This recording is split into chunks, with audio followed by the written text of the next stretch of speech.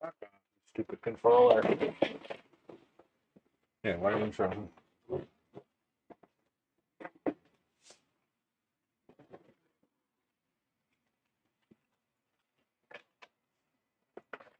I suppose like somebody ate 4 bowls of chili in here and just keeps ripping ass.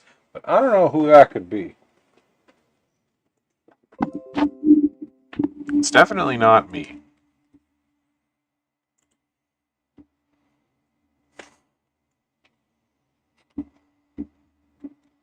Just give me 1 second here. I'm almost done.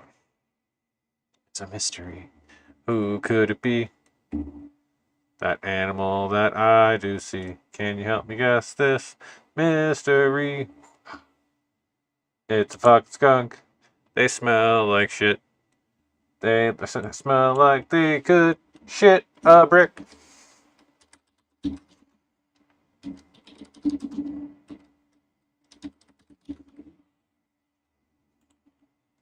Ooh, ha.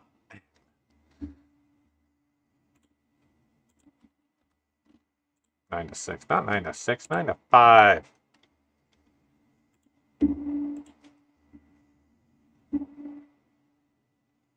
Can you help me guess this mystery? Ooh, ha. Anima. Oh yeah, French Millions.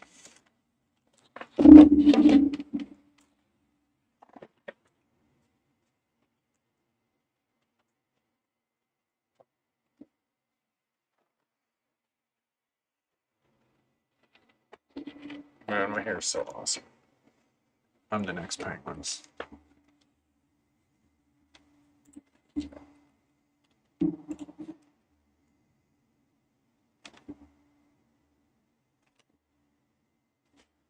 Sorry for the noise here.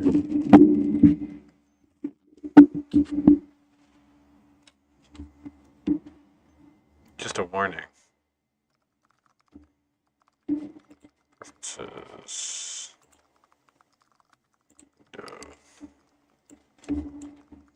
Screen. Well, then let's.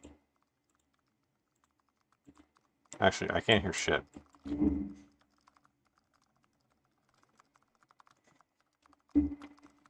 Auto forward time. Let's not. No, I do not want auto forward on at all. I want to enjoy the game.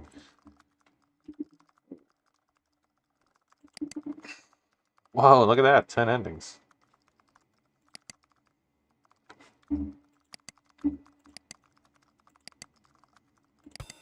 Oh. Okay, so. Okay, maybe that is a little loud. Testing, testing. Turn that down just a little bit. The fluorescence. Oh, I have to change my area. Here, just give me a sec. Is this good? Is that good? So this is My Bloodsucking 9 to 5 by Max Morkson. Let's get right into it. It's comedy horror. My favorite. It's kind of what I specialize in. Let's do a quick save. The fluorescent lights on the ceiling light your office in piss yellow. Oh boy, is this ever going to be one of my kinds of games. Your eyes burn from staring at the screen all day. Your fingers are cramping. And your back, well, your back went through so much torture today, the Geneva Convention should probably look into it. Holy shit. You've been working overtime again. Your name is James. You're just another wage slave, typing his life away in the shadow of a faceless, uncaring corporation. So being attacked by a vampire last year was a bit of a surprise. Those kinds of storylines usually better fit hot young protagonists with tragic pasts and cool tattoos. Dude, this is already good. Not middle-aged nobodies whose idea of fun is arranging their sock drawer by color and texture. I just shove everything in a drawer. Yet here we are. Damn, your dithering technique is really good. Like, did you do all of this by hand, or did you, like, run it through an automatic filterer? Because this is good. Luckily for you, things haven't changed much since you died. You never could digest Italian food, so you're already safe from garlic. I like that. I like that smooth face movement. And your office weirdly doesn't have any windows, so sunlight hasn't been an issue. Your boss says it's to avoid productivity losses due to wistful gazes at the outside world. You suspect it's to stop you from jumping to your death and escaping the excruciating... Holy shit. And escaping the excruciating team-building exercises he inflicts upon you. Anyway, life as an undead spawn of hell has been pretty uneventful in general. Wasn't this for a game jam? I gotta change my, I'm just gonna put that up there just because you can't see shit on the white. Oh gosh, maybe I'll change this to like... here. There we go, yeah, right underneath me. Anyway, life as an undead spawn of hell has been pretty uneventful in general.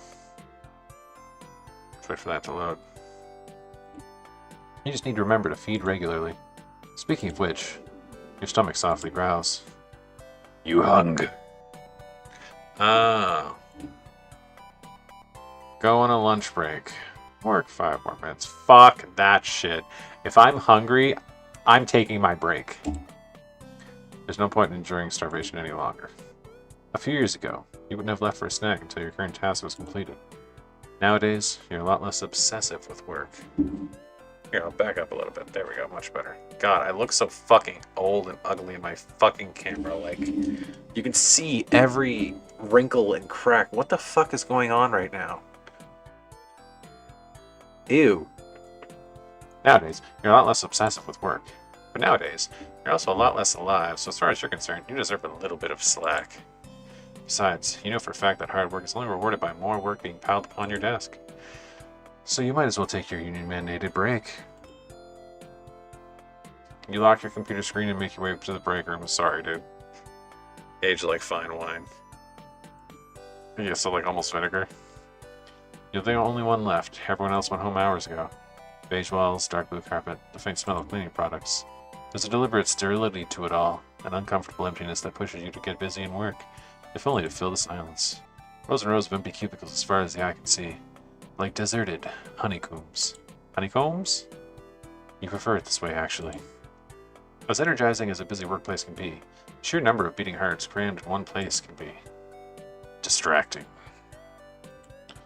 Staying away from everyone else allows you to focus on your work. Plus, the less small talk you have to awkwardly navigate, the better. Wait, no, you're not the only one left. Goldfish. Yeah, there it is. Oh shit, this looks so good! You need to make a game just on the goldfish, dude. This looks so good. Like, oh man, there needs to be a fucking aquarium roguelike game. No one's done that. Do it. Vladimir, the office's pet, is here. Boss plopped at the tank by the water fountain one day and never checked on it ever again. You weren't exactly a fish guy, but you ended up having to learn how to care for it. Little guy didn't ask to be brought here. It doesn't deserve to suffer. And reading on optimal water parameters turned out to be surprisingly fun. Good evening, Vladimir. You can't help but feel fond of the small creature. You like to imagine it. It likes you too. It does seem to recognize you and come close to the glass whenever you pass it by. Or maybe it does that with everyone. You haven't asked your coworkers. It's just nice, thinking you might be its favorite. Its tank is clean though.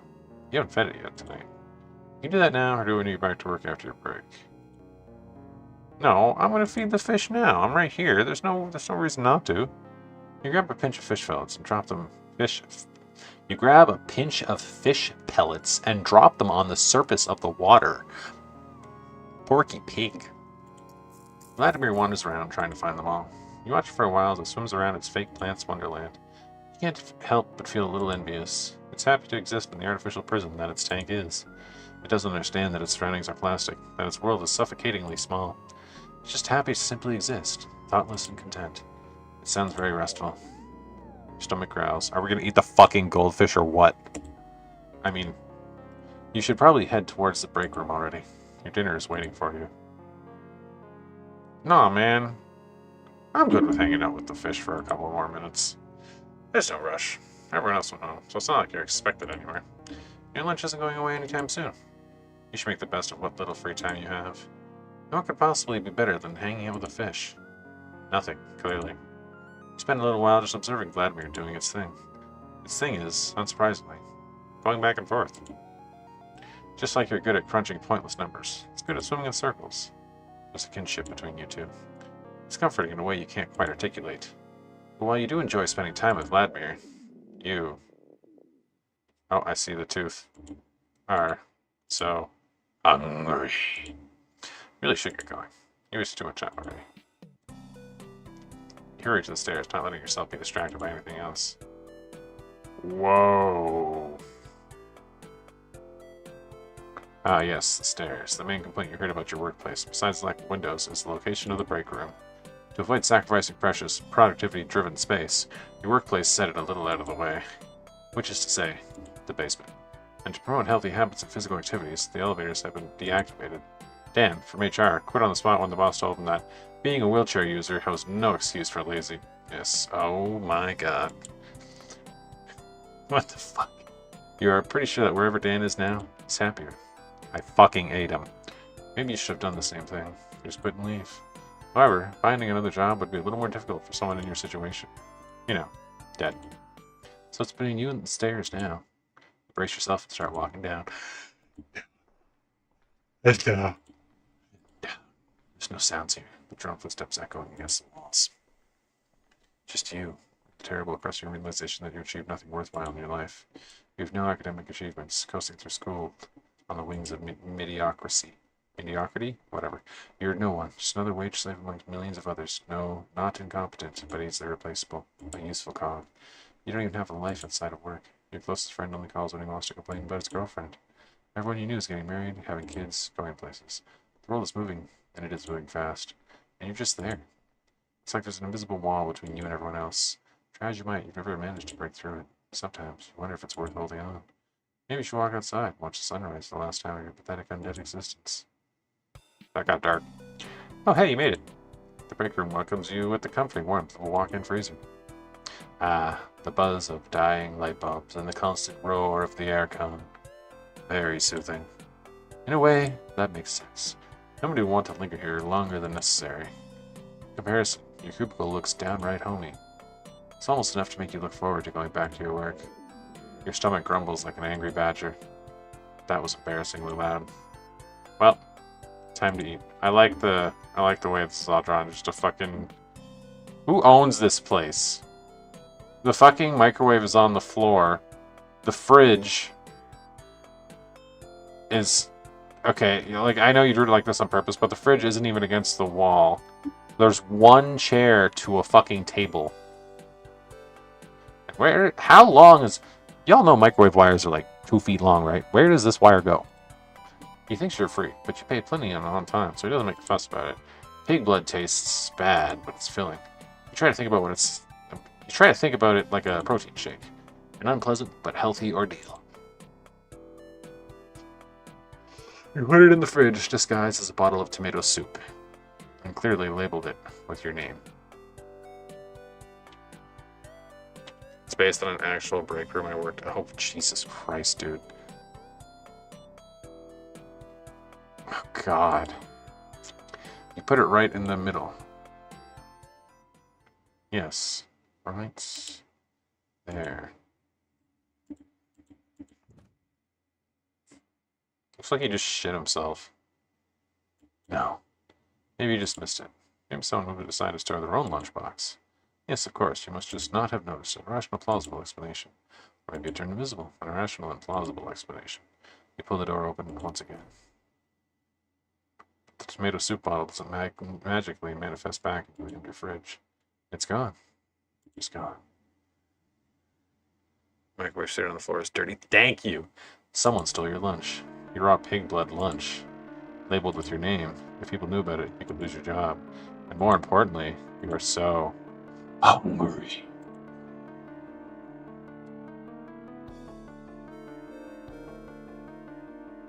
Ooh. I feel like this is actually kind of going to be important to the story. Look for your lunch in the break room. No, you can see literally everything in the break room by blinking. 1 second of looking is enough to see everything in the break room.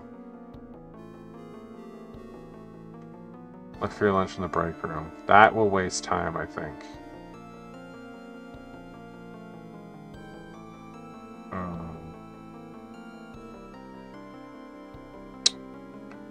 It's actually a toughie. I'm gonna look for it in the break room. Hunger. Hunger. Claws at your veins, burning your stomach like cold fire. In a state of panic frenzy, you tear the break room apart. Hey, a sink! If you find many dust bunnies and a couple of disgruntled spiders. The microwave hasn't been cleaned in weeks. Now you tell me. The microwave hasn't been cleaned in weeks, but outside of stains and crumbs, it is empty. Okay, that was my own fault. I can see the shit right up there. Oh, no, you can't. How's the... You can scroll back. Oh! Okay, I just realized this is not centered.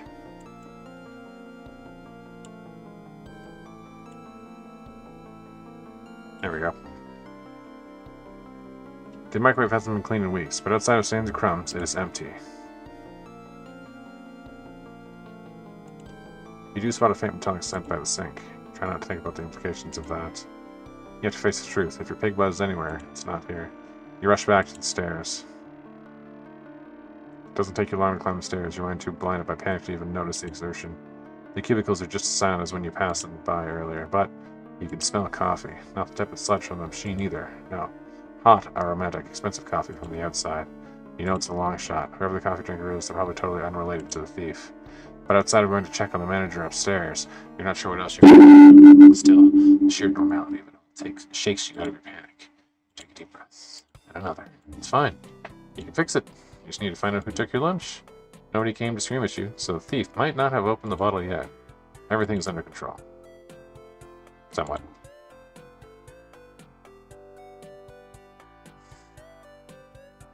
Why would I go see a manager? That's the last thing I would want to do here in this situation. Let's hit save. A. Q. Autosave. Oh my fucking god, it saves at each choice. Dude, you're a fucking genius.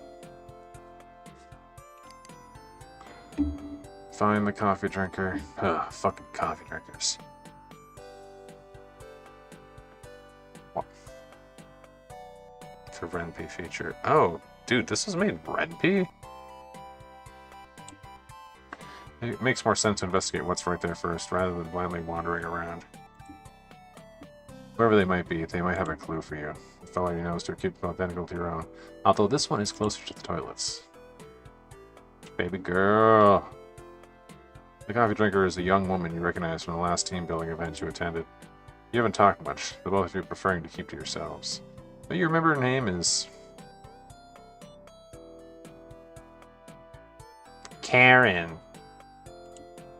She hasn't noticed you yet. Her back turned to you as she nurses her cup of overpriced coffee. Yeah, she looks like a fucking Karen. Her pulse. Her pulse is slow and steady. Say hello. You don't touch someone without them wanting you to touch them. You never do that. Say hello. Good evening. Oh, hello there. I'm sorry, I didn't hear you come in. Can I help you with something? Yeah, I'm using a Karen voice, sorry. I'm sorry for disturbing your work. You pause, feeling awkward. You don't think she's the thief. You spotted a takeaway box in her trash can. She has no reason to bother with plain, boring tomato soup when she has Thai food available. Besides, if she had tried the pig blood, she'd probably be a lot less comfortable with you. Her mind might not jump instantly to vampirism, but still, freaky. She cocks her head to the side, frowning slightly as she waits for you to finish your sentence. You mean like this? Like a Karen? Yes? Hey, Metallica. Fuck yeah. Okay, maybe you might not be so Karen-y. Maybe you're just putting on a Karen-y glow for work. Out with it already, you're weirding her out. I'm not great at communicating. I can see that. She glances at you, seemingly just realizing that she's teasing a senior employee. You don't really care about ranks, but she doesn't know that. Before you get to reassure her, she coughs and schools her face into a more neutral expression. I mean, oh? Really? Her acting is great. You'd almost think she wasn't laughing a minute ago. Someone stole my lunch. Really? That's awful. Okay, I won't use Karen voice. I'm sorry. I annoyed myself. I know our salaries aren't great, but still, stealing from a coworker? She looks genuinely angry on your behalf. It's just a bottle of tomato soup, but I would like to find out who took it. I understand. It's a matter of principle. Stealing is stealing. Did you see anyone acting suspicious? I'm sorry, but no, I haven't seen anyone. I mean, I did see Mrs. Cooper, you know, the cleaning lady. But she left already, and I don't think she would have taken anything from the fridge.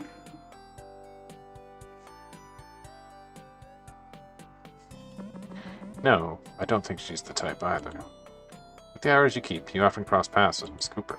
She's a bit surly, but she's always been kind to you. You can't imagine her taking anything from the fridge. Especially since Miss Cooper doesn't clean the break room often. You don't blame her. If you had to haul all the cleaning supplies up and down the stairs, you wouldn't do it either. Back to more pressing matters. If Karen isn't the culprit and she hasn't seen anything, you still don't have a single clue. Well, thank you for your time. I'll let you get back to work. Karen hesitates as you turn away, ready to leave. Do you want me to help you look? You would? It's only rational. 2 people would have an easier time going through the building. She's not wrong. On the other hand, she wants to fuck. Why else would you leave your workspace to go find some tomato soup with a rugged, handsome man in a business suit? She wants to hop on that cock and schlobble on that corn knob. You are very, very hungry. And while you've never reached a point where you lost control, you're reasonably sure you're a danger to humans at this point. Karen can't be older than 25. She's just a kid in your eyes. Oh. She's over 25. A highly competent one, but still, a kid. Staying near her when you're in this state, you could be putting her in harm's way. I can manage, but thank you. I appreciate the offer. You look like you're about to faint. She's not wrong.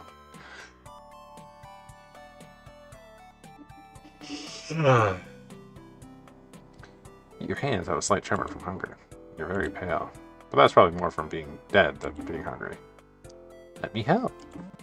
No way. Your stomach gurgles once again. Loudly. Loudly! You try to remain dignified, but your composure is shattered. See? When's the last time you ate? A while ago. I did notice that her eyes are not dithered, and I noticed that immediately. You don't even remember, do you? You fed yesterday, actually, but you don't need to drink blood that often. You're fine. Your stomach makes itself hurt again. Karen chuckles at your embarrassed expression and puts her hands on her hips. Just let me assist you. Weird. She didn't seem that interested in the team building events. And she seems dead set on being helpful right now.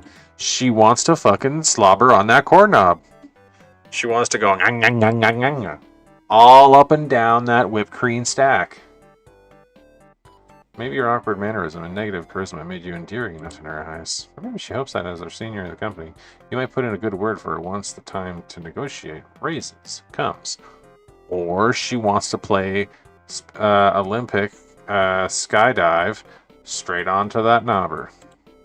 Maybe she just really hates lunch thieves. Okay, I'll stop with those jokes. Either way, she's not going to give up on helping you unless you give her a proper reason.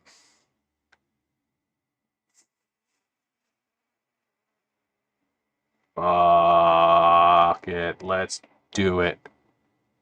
You see, I'm actually a vampire and I want to suck on you. Will you suck on me? Okay, sorry. It's just so good. Like, this joke is great. Let's save.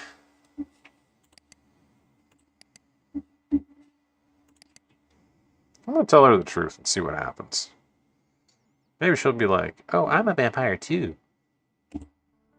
It's very risky. She might think you're crazy if she doesn't believe you. If she somehow did believe you, that could be way, way worse. You're dangerous now, sure, but you're not invincible. A simple UV lamp and you're cooked. Literally. It's a lot of trust to put in someone you don't know. Are you sure this is how you want to go about it? Yes. I can't accept your help. I'm sorry. Why? It's going to sound the same.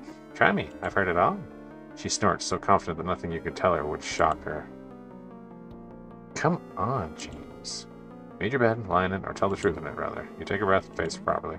I'm a vampire. You bury your face through things which you can see properly. You brace for the screams, the accusations. Well, yes, I know that, but why can't I help you?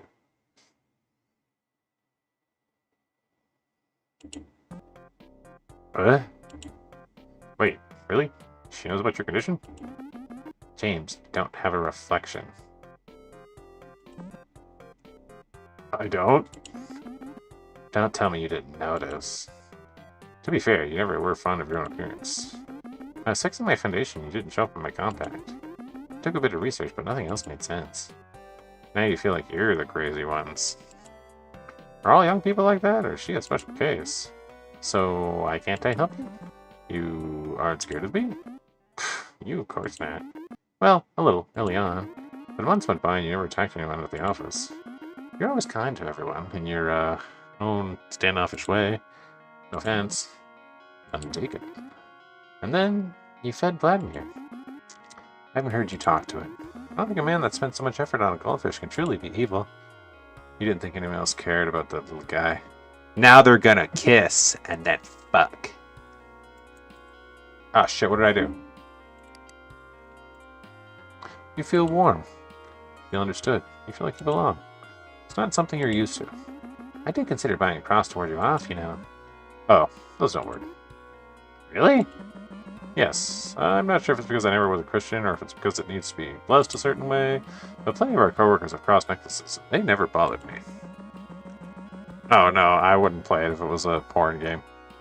I even walked by a church during my commute and never seemed any better or worse than anything else. I mean, I wouldn't play it on stream. Anyway. Interesting. Well, I'm glad I never had to use it then. Thank you for trusting me. Still, I'd prefer you didn't accompany me while I look. Why? A bottle of tomato soup is actually big fun. I haven't fed in a while, as you guessed. And my hunger makes me unstable. I'd never forgive myself if I were to hurt you. Yes, I suppose that makes sense. She thinks about it for a second, then she snaps her fingers, energized all of a sudden. Okay, how about you go with it? How about this? You go upstairs to see if your bottle's there.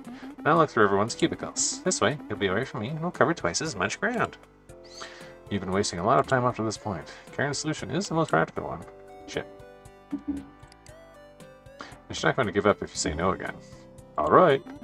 I don't care if you disagree. Fuck. Oh. She clears the throat, embarrassed. Well, good. I'll see you later. Yes, call for me if you find the bottle before I do. Well, that went better than expected. You make your way to the elevator. Promoting healthy habits and physical activities doesn't apply to the managers. Their elevator works just fine. You smell their pang of annoyance and press the button. Life's unfair. You are used to it by now. You walk into the open office. Your steps barely make a noise on the tastefully gray carpet. Here smells of cleaning products and cheap lavender-scented spray. The two don't particularly mix well. While the open office feels less suffocating than the endless rows of cubicles downstairs. I need a second.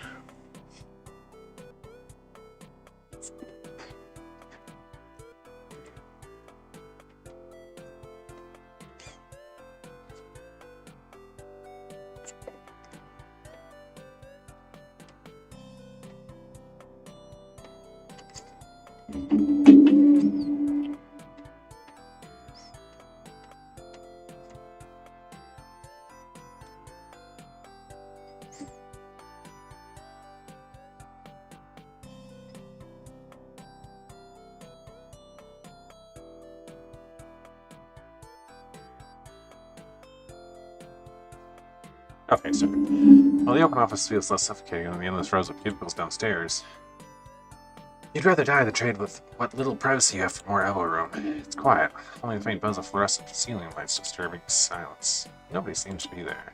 It's not unexpected, it is very late after all. But the lights are on in the conference room. Who could possibly... Who the fuck is that guy? We're gonna kill him. Ah, James, my boy, you finally made it. Your boss is sitting in one of the chairs, hands crossed in front of him. If you weren't aware of the time, you'd think it was your annual performance assessment. You blink, trying to get your wits back. Good evening. You know, he likes to be involved and to micromanage everything, but he's the chairman. With his salary, he has to have a home to go back to, right? I didn't expect you to be here so late, sir. No, I didn't think you would. What is that even supposed to mean? So tell me, James, what can I help you with? You realize how weird this must look to an outsider. Wandering alone at night on a floor you have nothing to do with. Come in, son. Don't just stand on the threshold like an indecisive cat. Sorry to intrude. My lunch seems to have been misplaced. I was hoping that maybe someone had simply brought it upstairs by mistake. It sounds like a weak excuse, even to your ears. You're too old and too dead to find another job. In this economy, you're screwed if he decides to fire you. Whoa, this is just like real life. Oh, the pig blood in the tomato soup bottle. I disposed of it. What? You heard me. I poured it down the drain. Questions race through your mind. Your head is swimming. This is good. What? Why? How? It wasn't a great way to conceal it, by the way. A thermos would have been a better choice. And James, pig blood? Really? I understand that as a fledgling. Hunting can be difficult. But you didn't even try to rob a blood bank? Even bags of plasma would have been healthier.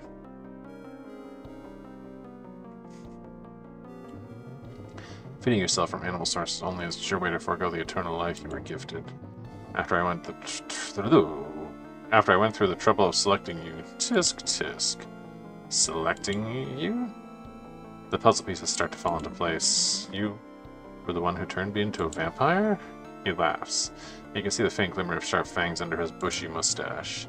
You must be dizzy with hunger if you're asking me questions with such obvious answers. Of course I did. For a second, you feel like you're going insane. Your boss is a vampire. Your boss is a vampire and made you into one. That makes a lot of sense, actually. I always felt like there was something wrong with the man. You know, most people don't survive a vampire's bite, and amongst those who do, many go insane. I had great hopes for you, considering how you thrived in an actively hostile workplace environment. And I was right. You succeeded with flying colors. Thrived is a strong word. You managed to keep your head above water at last. New young hires like Karen deserve a lot more praise, as far as you're concerned. It's hard having to prove yourself over and over again in hope of being taken seriously. Now, he still seems terribly reluctant to feed properly. I understand that nobody is perfect. However, I gave you plenty of time. So you'd stop this little rebellious phase of yours before I lose my patience. Rebellious? You think this is the first time anyone called you that? A living doormat, maybe, but rebellious? I don't understand. Still playing coy. Of course. I'll put it simply. I want you to consume blood. Human blood. What? No. You ball your fist, your nails digging into the palm of your hands. Human blood? You can't say you never thought about it. Sometimes the murmur of your coworkers' hearts was a tantalizing siren song. A paper cut here and there. Intoxicating. You struggled to resist it, and you thought about it over and over. How would it feel to bite, maul, and consume? Shame and guilt twisted your guts every time, but you thought about it. Even now, your mouth waters at the idea. You shake your head, clearing your mind. No. You may be a vampire, but you're not a monster. You don't have to obey your impulses. You can be better. Ross's eyes crinkles and he laughs at you. I'm told it's normal for a fledgling to refuse to hunt at first. You open your mouth to protest, but he cuts you off. Of course, a vampire that refuses to embrace his power should be culled. Culled? I believe you can be taught. You open your mouth to protest, but your stomach rumbles with hunger. At least your body is honest. I arranged for a suitable prey to do overtime tonight. She should be at her cubicle right now. She? You mean Karen? You gave her extra work to make sure you two would be alone, so you'd attack her. You feel nauseated. Used her as bait, a worm on a hook for you to bite into. She's not even a person in his eyes, is she? He keeps calling her prey. Now that we're done with the chit-chat, let's not waste any more time. The night may be young, but I'm not. Go and feed. His voice lashes at you. Your body jerks back towards the door, towards the elevator. It's like you're trapped in your own body. Your muscles flex and your limbs twist without your input. A puppet held up by invisible strings. You dig your heels into the carpet and try to resist, but Something powerful is compelling you, forcing you to obey him. Dude, what the fuck? It's like pressure. Like an immense weight, crushing your mind and your soul, making you slow, weak, pliable. Ignoring your will, forcing you to walk towards this damned elevator. And deep, deep down, you're aware that a small, shameful part of you wants to submit. Wouldn't it be nice? To be made of chocolate? Just giving in? Not having to be so careful all the time? Just letting go? Feeding. Still, you refuse, and you resist. You manage to wrestle back the control of your legs, just for a moment. You stop walking. I suppose it's only natural that you think you're the same as mortals after spending so much time with them, but you are not one of them. We are not humans anymore. You better stop this childishness, boy. Face the reality. This is our nature. Do you think lions play nice with antelopes? How long do you think they'd survive? Grazing instead of hunting. There's a tug in your mind, pulling you towards the elevator, towards your prey.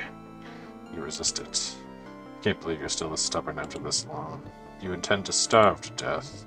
What good do you think that will do, He doesn't sound angry, just disappointed. Stop this child tantrum and go feed. Once more your body goes against your will. You feel sick. I am not a monster. I am not like you. Your boss snarls at you, eyes bulging with rage. Silence, spawn. Your jaw is shut with an audible click. You keep defying me. Now, my boy, be very careful. I invested a lot into you, but you are replaceable. Even that girl I planned for you to hunt, she'd make for a decorative assistant at the very least. It's the life of one insignificant prey worth throwing everything I'm offering away. If you refuse to accept your destiny, I will have to put you down. I'm not above culling weaklings. There is no place for those in my bloodline. You try to open your mouth to say something, anything, but it feels as if your teeth had been glued together. But even if I were to spare you, you would be a pariah amongst vampires. You say this is a niche fucking game, and it doesn't have a lot of tell to it? Well, you're fucking wrong. I am so invested in this shit, it's not even funny. Max, you were doing a great job. Whatever the fuck this is, you gotta keep it going. Like, there needs, like, this is good.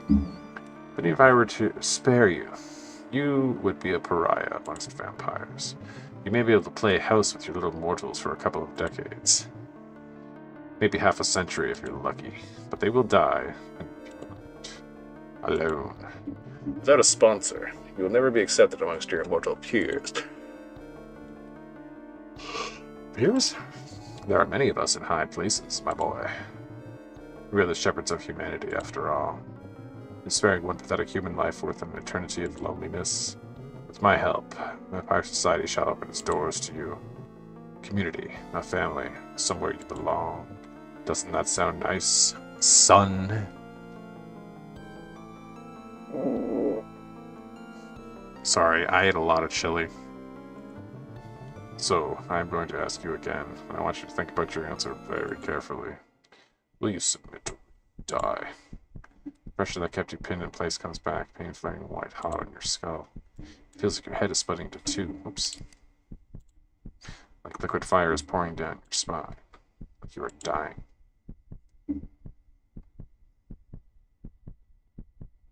Resist? Fuck that shit. You already made your choice months ago. You may speak. Instantly, the pressure keeping your jaw shut releases. It's like it was never there in the first place. Your feet refuse to move. His will still pinning you in place. Wait, hold on. I need a stomach rumbling sound effect. Could you do that again? Okay, I'll tell you when. Okay. The pain still blinds you. He doesn't have to hurt you anymore. Now that he's made his point, he's choosing to do it. And that's the difference between the two of you, isn't it? Every day you choose to drink pig blood. He chooses over and over again to inflict suffering on other people. He hurts you because he knows he can. He's stronger than you. He's older, more experienced. You feel his power like you feel gravity. You have no chance to win. Yet, you take a step. Oh. You launch at him with all of your might. Oh yeah. You refuse to be crushed. You refuse to be used. Surprise only gets you so far. Ridiculous! He dodged your fist with a nimbleness you wouldn't expect from a man his age. But he isn't just a man, he's a monster. You stumble as you try to turn around and strike him again. Your head spins, pain still throbbing between your temples. He keeps simply stepping to the side every time you try to strike. You've never been very athletic, let alone a brawler. You only ever wrestled with your own insecurities. You know it's hopeless, but you're not giving up. You grab a chair and throw it his way. He bats it away like it's nothing but a dog's squeaky toy. I imagine like, kind of like that shit. God, it smells weird. Then he's on you. His hand closes around your throat and he squeezes.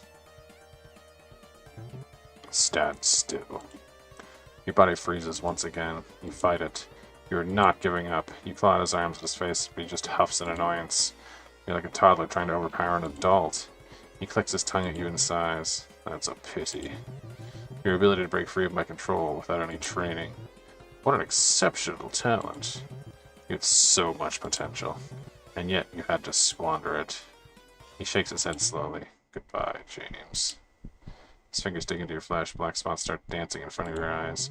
You're a waste of my time. You knew this was hopeless. Karen's gonna come in and smash him in the fucking chair. Like off the ring, chair to the back of the head. You don't regret struggling. Better dying as a man than living as a monster. Your moves get more and more sluggish as you keep squeezing and squeezing. You feel yourself slowly fading. Oh, fuck yeah! The vampire lets go of your throat to look at the sharp piece of wood jutting out from his chest. I think you should draw this particular... That was really loud. I think you should draw this particular scene as its own image. Like, that would draw in a lot. Just this particular scene right here. Like, have his arms down and, like, have her be, like, angry kind of thing. You know? Like, I think that would be really good. Vampire lets go of your throat to look at the sharp piece of wood jutting out from his chest. What is that? He slumps to the ground. Karen pants, her head shaking as she checks you over for wounds. Are you okay? You shake your head, trying to clear your thoughts. No, you're not okay. You almost died. Again. But you saved me. Well, yeah, you'd been gone for ages. I got worried. Then I saw him strangling you. She kicks at the corpse of your boss. Well, ex-boss now. Karen barely even knows you. She's human, mortal, still. Still, she charged at her boss, at a monster, without so much as a second of hesitation. Just to save you. Her bravery is worrying. She glares at the slumped corpse, giving you a while to gather your thoughts and to massage your sore throat. Can I ask you a question? Yes? You told me you had considered buying a cross. Not a wooden stake! Oh, I didn't buy it, I made it. I had a good stick in the park and I realized it was the perfect size. I just had to sharpen it a bit. You know, that's not the issue here. Obviously, I wasn't going to tell you I had one. What if you had been dangerous, huh? You can't blame me for saying safe. She pouts at you and you can't help but chuckle. No, I suppose I can't, can I? You're right. That was smart thinking. She beams at you, delighted by the praise. We probably shouldn't stay here. Oh, right. Reach out and pull the stake out of your boss's chest. He crumbles into a pile of dust instantly. Well, that's convenient. You don't want enough police procedurals to be sure that that'll be enough to hide Karen's involvement. It's probably fine. Karen gasps. You jerk up to look at her instantly, regret it as your head swims wildly. You almost lost your balance there. Take it easy. Shit, I forgot about the security cameras. I'm in such deep shit. You blink at her owlishly for a second before chuckling. So funny. Sometimes I forget you haven't been in this company for long. There's no cameras here. I used to think the boss was just cheap, but maybe he didn't want to risk being caught hunting his own employees. These are decoys. They don't link to anything. Basically, they're plastic toys. Blinking LEDs are just there for realism. Oh. She looks like she doesn't quite know how to feel about this little revelation. We should grab our things. Right! You both go back to your cubicles to grab your things. You fill a plastic bag with some of the water from Vladimir's tank. Souping the small goldfish proves to be a little difficult. It takes some gentle coaxing from you and a lot of swearing from Karen. Goldfish. Still, through the power of teamwork, you managed to capture him. Vladimir is safe and sound in his plastic bag. You may or may not have a fish tank already waiting for him at home. You may or may not have planned to steal him if you ever were fired. You'll never tell.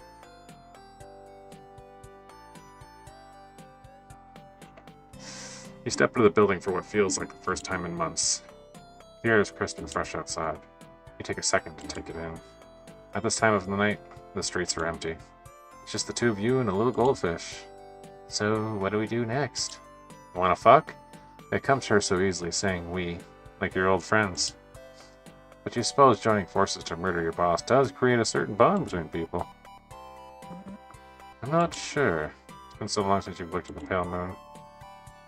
You really ever took the time to contemplate the world before. Oh, I know! First, we need to get you some blood to drink. You don't feel that hunger anymore, weirdly enough. Maybe your boss's presence made it worse. Still, you probably should feed soon. I buy pig blood from the butcher. He won't be open this late. It's fine. My flatmate raises rats to feed her snake. We can borrow some. Great. More rats. You had to feed from those before you made a deal with the butcher. They taste rancid. It's better than hurting people, though. Oh, wait. Here you go, Wagyu.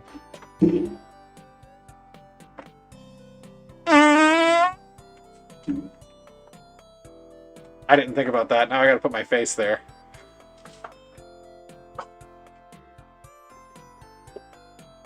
That's bad! Oh, holy shit! Hey, blame Wagyu. Alright. Hey, no. Hey. Just want to point that out. Wait, hold on. I need a stomach rumbling sound effect. Could you do that again? So this is 100% on Wagyu. I only do what my fans request. Even better if they're friends, you know? Can't let a bro down. Then after... God, it smells so bad. Holy shit. I wonder how that's gonna sound in a recording. Was that like good? Was that like a 10 out of 10, or is that like not good? Then after that, how will we open our own firm? It shows it sounded bad. So like good bad or bad bad? As small business owners, that's gonna make a great short, by the way. We could work from home so you wouldn't have to deal with the sun. Oh, maybe we could open a blood bank so you could feed without biting anyone? Appreciate it. I can work with this. Ah, no, I'm gonna have to do it again because there was some game audio in the background. The things I do for friends. As she leads you towards her place, she starts planning a future for the two of you, throwing hundreds of ideas. Oh, are they gonna be a couple? With her enthusiasm and your experience, you two will be just fine. Well, as long as the cops don't catch you. Ending 1 out of 10, freed from your chains. Ooh. Kill me.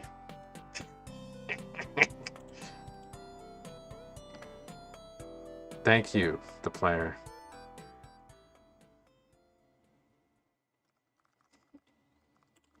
Let's go to...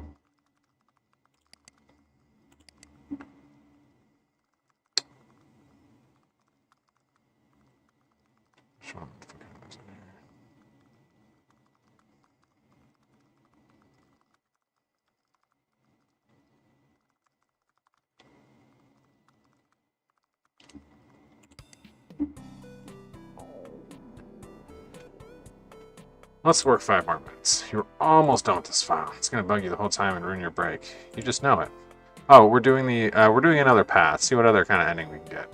So might as well finish entering the data, right? What's the worst that could happen? You might be a little hangry, but hey, that's fine. It's not like there's anyone else around at this hour, so no one will have to endure your moodiness. You get back to work. You know your tasks so well, you can probably do them in your sleep. Well, you don't sleep anymore, but the point still stands. You're good at your job, and you pride yourself on your meticulousness. Today isn't any different. It's menial, repetitive, and boring work, but you can't help but feel satisfied every time you close a completed file. Across the world, there's millions of other people toiling at their keyboards, just like you. It makes you feel like you belong with them. It makes you feel normal. It makes you feel human. So you keep working. It feels like minutes, but when you look up, an hour went by. Your stomach rumbles again, louder. You are hungry. You aren't done with your work, but you made some good progress. Work 5 more minutes? You're on a roll. You've got so much done. It'd be a pity to stop now. You have your lunch waiting for you in the break room's fridge anyways. You can enjoy a little more hunger. You crack your fingers and get back to work. You let yourself be lulled by the murmurs of the computer's innards. Your fingers hit the keyboard with a soft rhythm. It's meditative, in a way. You don't need to think. You just work. When you look up, another hour went by. Keep working, go on lunch break. Let's keep working. What's 1 more hour? Look at all the work you got done. You've been so productive. Of course, there's more to do. There's always more to do. You get back to work. Typing and typing and typing. Working and working and working. You don't need to think. You just need to work. Okay. You get back to work. Crunching numbers. Hands on keyboard. Eyes on the screen. You don't need to think. You just need to work. Keep working. You don't need to think. You just need to work.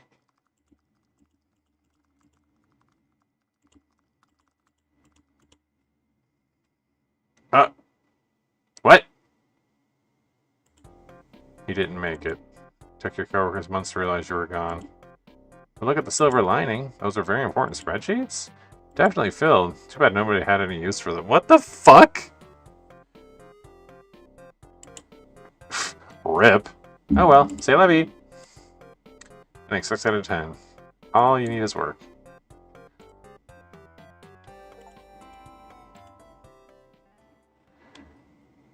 Oh, I like that. I like the... Alright, let's skip. Work 5 more minutes. Skip. Now let's go on a lunch break. You lock your computer screen. Make your way to the break room. What happens if I feed it later? I don't think goldfish should be fed twice or thrice a day. You fed Vladimir twice already. You can prioritize your own appetite for now. You know you will remember to feed it later. You haven't messed up even once with its care. It's been good for you, keeping something alive and being competent at it. You really should get going now.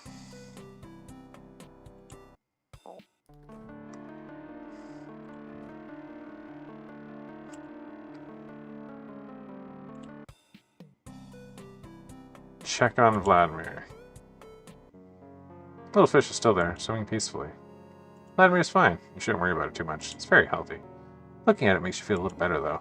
Truly, Vladimir is your favorite coworker.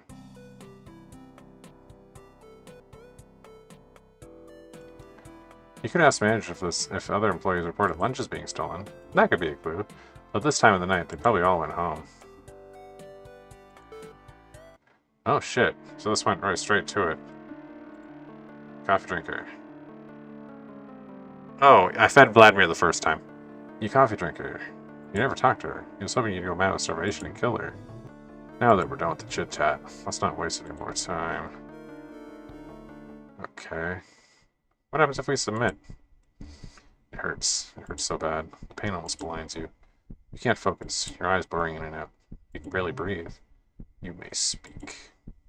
Instantly, the pressure on your jaw releases. It's like an escapes you? I suppose I may have overdone it, haven't I? Oops. Does it hurt? You pull the thing. Let me help. The pain fades. It's not gone. Not completely. But even the dull throb of a headache is a relief. You know he could probably soothe it entirely. He just chose not to. That's the thing, isn't it? He hurts you because he can. Because he's stronger than you. He's older. You can feel his power at his will crushing your body into submission. The difference in power between the two of you is immeasurable. There's another character you haven't met too. The difference in power between the two of you is immeasurable. You look into his cold eyes and you see yourself. Pathetic. You wanted to be better than your instincts. You tried so hard to not hurt people. You tried to keep yourself under control. You don't want to hurt anyone. But you have no chance to win. This is hopeless. You're too weak to stand against him, so you give up. Alright. I will find that other character. Wait. Your voice comes out raspy, your throat tight. Yes, I want to live. I will do as you say. He smiles, a warm, true smile. Relief washes over you. The pain's gone. Entirely. You can't help but feel gratitude. He could have kept hurting you. You couldn't have stopped him. But he decided not to. A form of twisted kindness. Attaboy, I knew you'd see reason. He clasped your shoulder in a friendly squeeze. Come see me again once you're done, will you? And don't worry about the mess. We have a special cleaning crew on call. You can move on your own once again. You nod to him. Leave the conference room. Without his control holding you up, you feel like a baby deer, legs shaking with each step. You slowly regain assurance as you cross the room. Once you make your way to the elevator, you're back to normal. You press the button. You feel empty, exhausted, not just physically, like your soul itself is weary. It's not hard to find your prey, the smell of coffee clinging to her like cologne.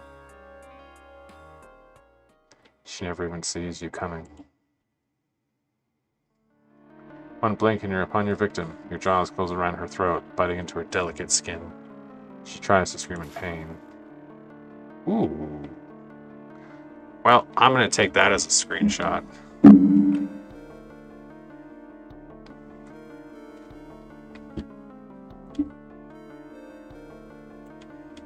I like that. I like that a lot. That's some Picasso shit right there.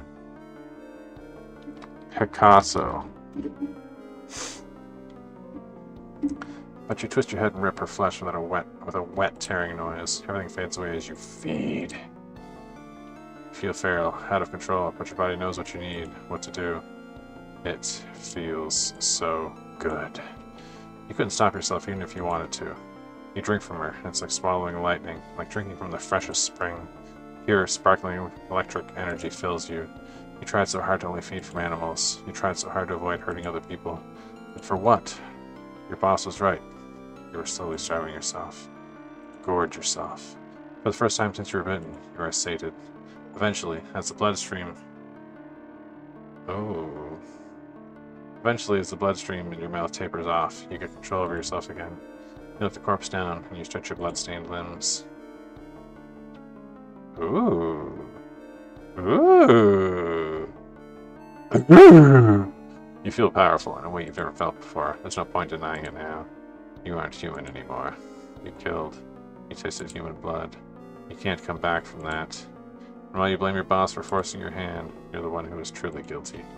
You didn't have to wait so long before you fed. You didn't have to get back to work. You could have stayed far away from mortals, but you did wait. You did go back to work. You didn't stay away. Playing house and prey and pretending you were one of them was more important than their safety in the end. That first human's death is your fault, as every other one will be. Selfishness runs into your veins. Your boss is right. This was always your nature. You walk back to your boss and report to him. He praises you for finally embracing your nature. He seems proud of you. You feel nothing. Your life is now simple. You became your boss's right-hand man. His faithful hound, boldly carrying out his orders. Whenever he wants, you make it happen. By any means necessary. You called yourself a workaholic before, but now your work is your everything. Anything else is useless distraction. Ah!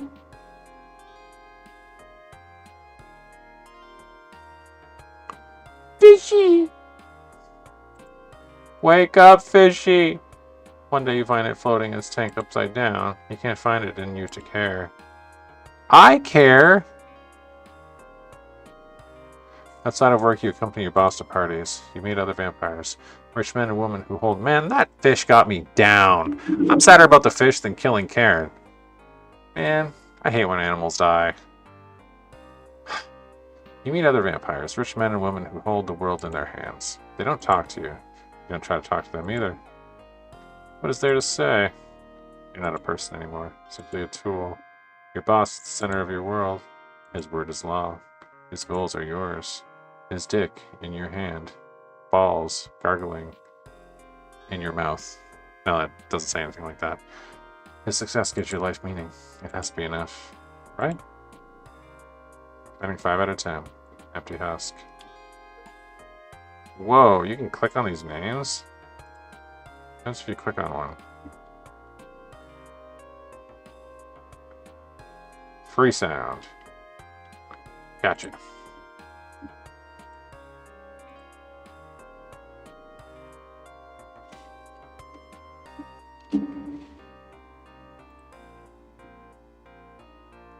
Cryptid Plays. I've seen that name before. Is this a Scream Jam game? Also, thank you. You're welcome, my good sir. Alright, let's work 5 more minutes. Work 5 more minutes. Go on a lunch break. You lock your computer screen and make your way to the break room. Feed it now.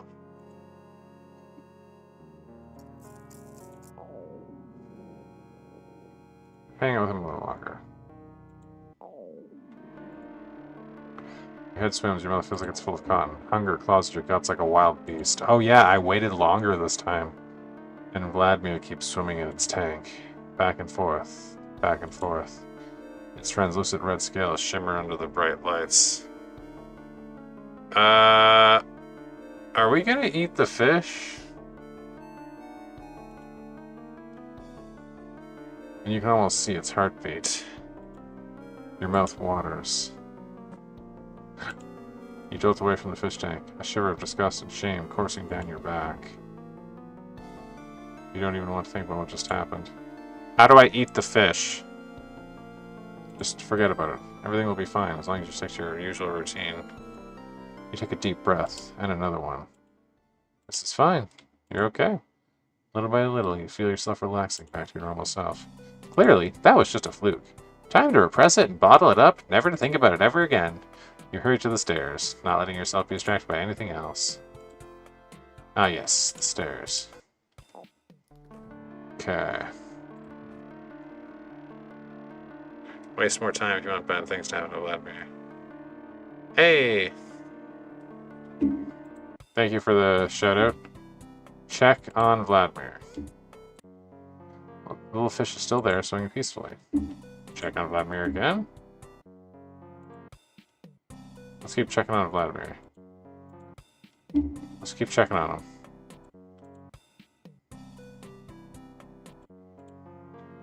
You're really worried about Vladimir, aren't you?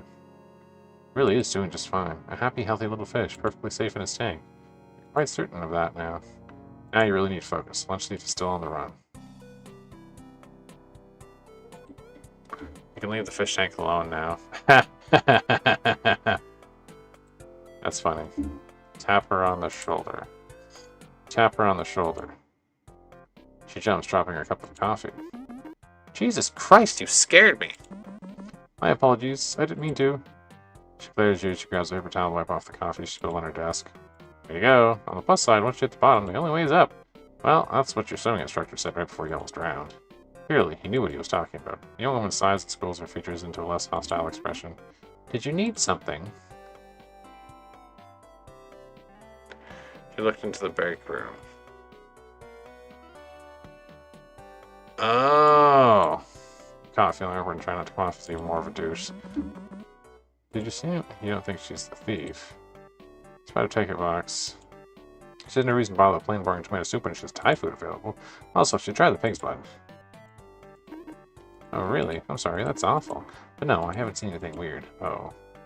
You're absolutely clueless in more than one way. Better not overstay your welcome. Well, thank you for your time. I'll let you get back to work. Karen hesitates as you turn away, ready to leave. Do you want me to help you look? Make up a lie.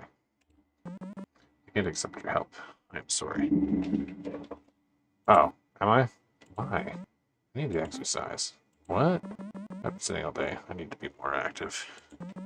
You'll understand when you're my age. I see. She looks very disappointed. Maybe they're even a little mad. You guessed that. As a newbie, her contribution is often overlooked. Makes you feel a little bad about it, but still, it's safer this way. Actually, I haven't checked the archives. Do you think you could do it? Alright, sure. She clearly knows you're coddling her, but she's decided to take it for the olive branch it's meant to be. She's a smart one. You'll have to try to talk to her more after this.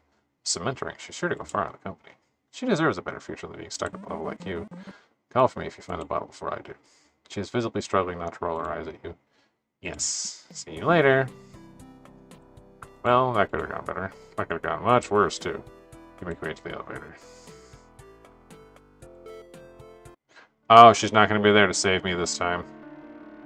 She means Karen, doesn't he? He wanted you to lose control and attack her. I was lucky you turned her help down. If she had accompanied you here, if she had heard, she'd be horrified to see herself propped up like a steak on a stick for you to rip into. Like you're a starving dog receiving a juicy treat from its master. Now that we're done with the chit-chat, let's resist. Everything disappears. Your lifeless corpse hits the floor. What a disappointment. Waste of time and resources. Well, as always next time. The vampire looks at the sharp piece of wood now, just jutting out from his chest. What is that? You, the newbie? He roars and tries to twist around to hit her, but blood loss makes his move slow and sloppy. She takes the stake a little deeper and he slumps to the ground. For the last time, my name is Karen. She pants her hands, shaking with adrenaline. Also, I quit. She finally notices the unnatural anger of your neck and she blanches. Karen... She what? She blanches? I'm stupid. What does that mean? Karen runs to your side to check you for any sign of life. No, oh no. There's nothing she can do. Vampires may be undead, but they don't come back from a broken neck. I'm sorry. I couldn't save you from that monster. Thank you. I should have insisted. If we'd been together, then maybe... She goes quiet for a bit. I should have known each other better. Karen ripped her weapon from the corpse of your murderer. He crumbles into dust instantly. Huh. Weird. Over leaving the room, Karen stops one last time to look at you. Wonder why you're not turning to dust like he did. Is it because you never fed from people? I guess that would stop you from becoming a full vampire. I'm sorry. I guess that's a little dark, thinking about something like that. She fusses a little with her sleeves, trying to look over at your lifeless corpse.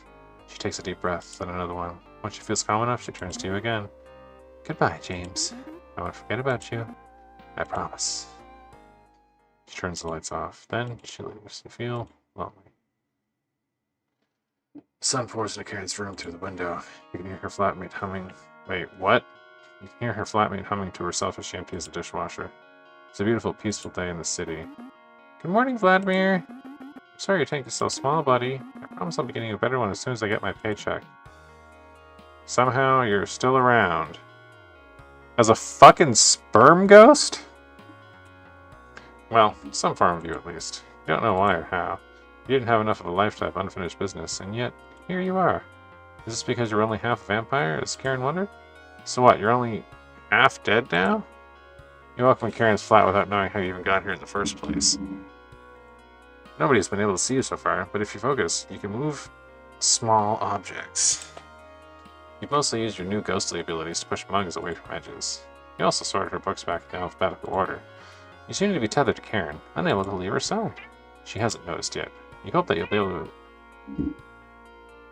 You scared the shit out of me. This is my kitty.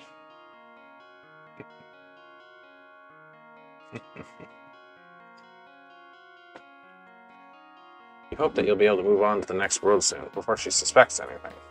You made enough of a mess of her life already. Karen goes through emails, frowning as she reads. Ugh. Another automated rejection email. In this economy, looking for a job isn't easy. On the plus side, nobody came to knock at her door asking about... Sorry. On the plus side, nobody came to knock at her door asking about murder weapons. As far as the police know, your boss strangled you and ran away. They're not entirely wrong. It does sting a little that nothing seems to have changed after your death. But you take solace in knowing that Karen avenged you. She is smart and resourceful. She will surely find a job where her qualities are appreciated. You can rest easy. Move on. She will be okay. Wait, they're hiring vampire hunters? Awesome, I'll send my resume. Actually, maybe you should hunt her a little. You know, just to keep that kid out of trouble. Final girl. That's funny. Ghost your coworker. Alright, we'll do one more. Or 5 more minutes. Or 5 more minutes. Let's go on a lunch break. Let's feed it now. Hang out with him a little longer. Look for lunch in the break room. Check on Vladimir. It's still there, swimming peacefully. You can see its heart. You dumb cat. You can see its heart. You can hear it. Your hands sweat. You are starving, and it is prey. You can't control your body anymore as it jerks forward. It isn't hard to catch it. You're an apex predator after all. And Vladimir is just a normal, inoffensive goldfish. You can't stop yourself. You can only be a captive audience to your own monstrosity, watching yourself close your fingers around its delicate body. You aren't in charge anymore. Your body knows what you need. It's violating. You can't fight it back. Your will crushed under the claws of instinct. A bite. That's all it takes to snuff out a tiny life. Just a crunch under your fangs. It doesn't taste good. It's blood incompatible with your biology. It does dull the pangs of hunger. Like a glass of cold water might trick a human stomach. It's not enough, but you don't feel as frantic anymore. The beast appeased. For now. Oh my god! You look at the little corpse inside your hand. What's left of it. You feel empty. Something broke inside of you. Jesus Christ. You didn't realize how important it was until it was gone. I didn't want to do that, okay? You might as well see if they have a clue for you, though it feels pointless. You follow your nose to a cubicle identical to your own, although the one is closer to the toilets. Say hello. Her bright smile makes you feel better. Everything's going back to normal. The killing Vladimir was nothing but a nightmare. I'm sorry, I didn't hear you come in. Can I help you with something? Okay. You already killed once today. You never want to feel like that. You never want to feel like that ever again. A passenger to your own body. Karen can't be any older than 25. Oh, yeah, we already did all this. You do remember the feeling of Vladimir's body between your fangs with perfect clarity. You will never forget. You're fine. Totally fine. Your stomach makes itself hurt again. Tell her the truth. Let's see what else we can do here. No, never mind. You can't just let yourself be vulnerable with other people and hope for the best. Why can't you accept your help? I'm sorry. Okay. You killed Vladimir, and you don't think you can ever forgive yourself for that. But you never hurt another human being. Ever. You don't have to obey your impulses. You can be better. Your boss's eyes crinkles and he laughs at you. I'm told. Okay. If you had lost control and killed Vladimir, she would have been your victim. It was lucky you turned her help down. If she had accompanied you, if she had heard. She feels the same as when you lost control and killed Vladimir. Like you're a passenger in your own body. Okay. Are you sure about that? You already killed Vladimir. What's one more? You're immortal. A human's lifespan is much different from a goldfish. You're an apex predator. It is your nature. You shake those thoughts away. You don't have to obey. You can be better. I'm not like you.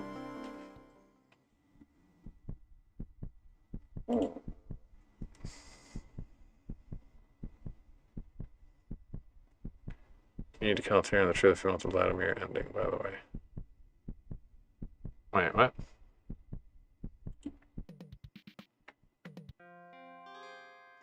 Okay. The sun pours in the cans around through. You can hear Vladimir coming to a solution. Dishwasher. Wait, what did I miss? Work 5 more minutes. Work 5 more minutes. A lunch break. Eat it now. Hang out with them a little longer. Look for lunch in the room. Check out Vladimir. Now find the coffee drinker. Say hello. Tell the truth. Yes. Alright, I can't accept your help. I'm sorry. Guilt squeezes your throat. You throw up if you could. She's wrong about you. You are evil. It is in your nature and you can't deny that anymore. Try to act normal as Karen keeps talking to you. Okay. If you hadn't lost control and killed Vladimir, she would have been your victim. Okay. Resist.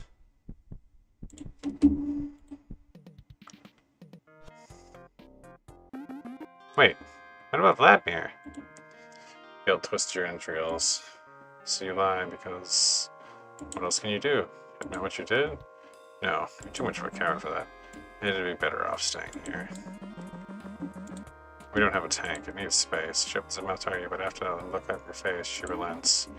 If you say so. She looks pretty sad about it. It only makes you feel worse. As you exit the building, you make your decision. I guess this is a goodbye. What? Go home, Karen. Go to bed and sleep. When the sun rises, everything will be taken care of. Thank you for everything. Her body turns away from you despite her protests. She takes step after step, walking steadily towards her home. Oh, he got stronger because he killed! You watch her leave. You're not as used to compelling people as your boss was, but it came to you easily enough. You pushed your will into her mind. You made her obey you. What's difficult at all? You didn't even have to strain. And that's the issue, isn't it? It was easy. It would be so easy to do it again, and again, and again.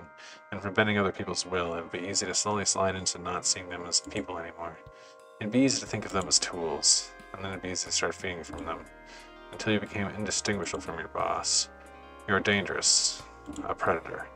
You felt it when you killed Vladimir. Something fragile in you, something important broke. You were still so hungry. Today you resisted, but what if you could run out of pig blood again? No, as long as you're around humans, they'll never be safe. Patrol the building, and you force the two security guards to leave with your newfound ability. Once you're sure it's just you set your plan in motion. You've been in this company for a long time, long enough to know exactly what to turn on and off to create a fire. Not to turn off the fire alarm. Whoa. As the flame licks at the walls, you sit in your cubicle. What? Like this went from 1 to 10 really fast. You open a new file. You get to work. You'll die as you lived. An unremarkable workaholic typing his life away in the shadows of an uncaring company. A human. Ooh, animated. And in the morning, just like you promised Karen, everything will be taken care of. Ending 2 out of 10. Ashes to ashes. That was good. Get fired. Ha! Alright, let's see what else we can do here. Skip. Skip. One more. Now back.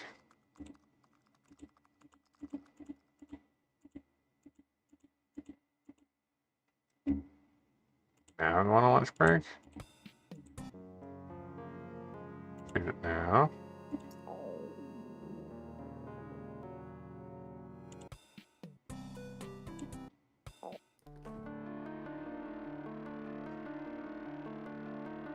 Let's run upstairs right away. Doesn't take you take. Okay.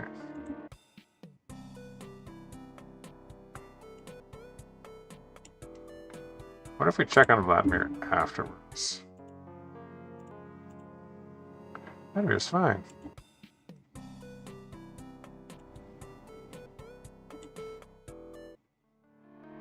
Oh shit, that's not what I wanted to do.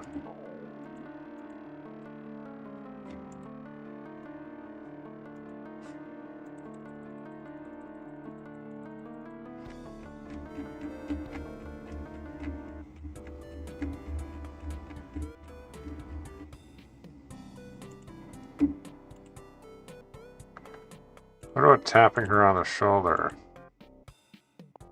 and then tell her the truth?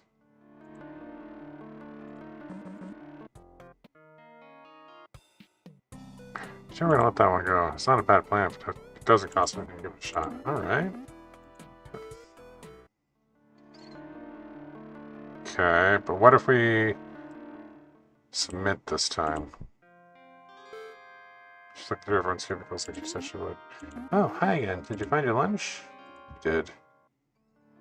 One blink and you're upon your victim. Okay, you gently lay Karen down, closing her eyes. Her face is frozen in a grimace of surprise. She trusted you not to hurt her, but you could. And you did. You're powerful in a way you've never felt before. There's no point denying it now. You aren't human anymore. You killed. And more than any of this, you didn't have to betray Karen, cowardly, selfishly, playing house with prey. Karen's death is your own fault, as every other one will be. Okay.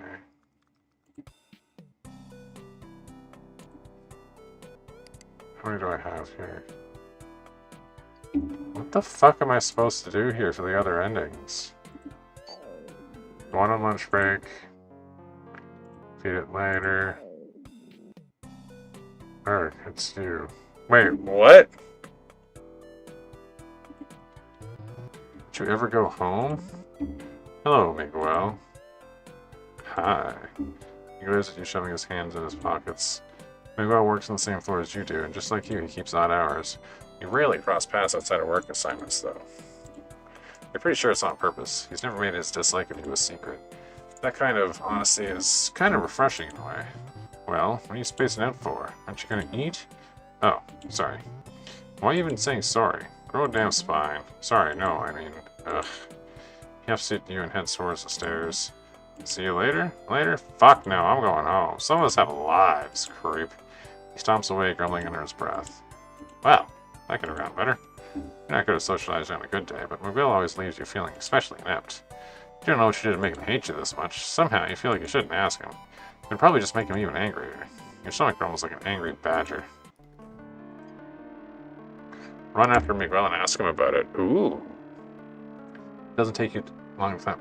Okay. Miguel has to be somewhere. He said he was going home, but he's not in his own cubicle. But his coat's still in the hanger. He hasn't left yet. Your stomach twists and knots as you walk across the floor. He couldn't have taken your bottle, right? He hates you. He's never made a secret of it. You remember all the times he sneered when you meet his eyes. The angry sighs whenever you had to work together. The hissed insults. The bitter comments. But he never tried to sabotage you before. He always completed his half in time. He never had to go over his work. His notes were always thorough and precise. He was competent and professional when it matters. So despite his insults, his moodiness, despite everything, you do like working with him. As you peer over into each cubicle, you can only hope that he feels the same. Or that he at least respects you enough to not steal your lunch. You eventually spot him by the tank, looking at Vladimir. Bet he hasn't fed you yet. Too busy working to do anything else, huh? Picks up a pinch of fish pellets and drops them on the surface of the water. Vladimir wanders around trying to find them all. Miguel watches the swimming around its fake plants wonderland. In this moment, unaware of your presence, he looks soft. Stress fades from his features. His shoulders slump down a little.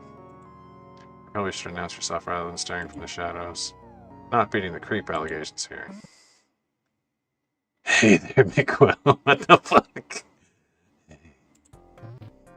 What the? You? Someone should put a bell on you. You almost gave me a heart attack. Sorry, I didn't mean to surprise you.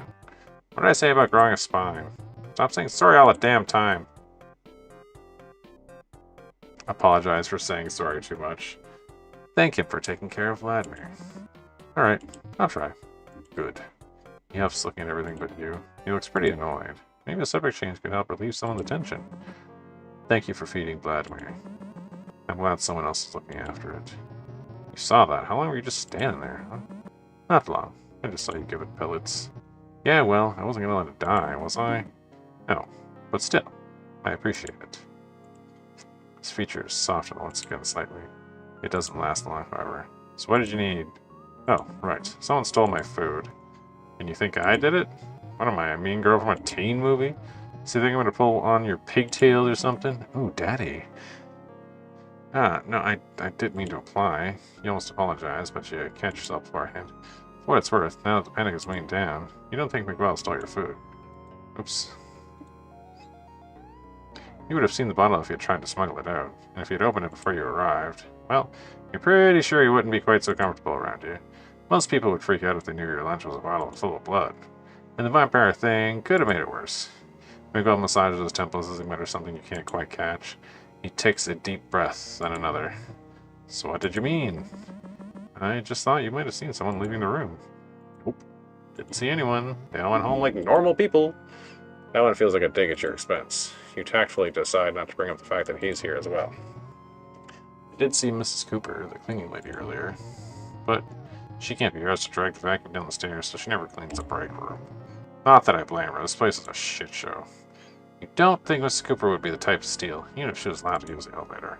She's surely sure, but she's not a thief. Ah, that must have happened before you got here, then. Thank you for your time. Have a good night. Mortals do need sleep. You should let him go home. Miguel frowns, looking at his shoes. You don't think he heard you? Miguel? Wait, no. He jumps to attention and snaps his fingers. I did see someone. It may sound ironic coming from a vampire, but you're always surprised by how lively Miguel can be. I almost forgot about it. The boss was washing his hands at the sink when I arrived. Didn't stay long, but he was there. Maybe he knows who did it. His face twisted to a grimace. Does he think your boss would do something like that? Actually, there's definitely something wrong with the man. Being a lunch thief would be the least of it. But whatever. Not worth the hassle if you ask me.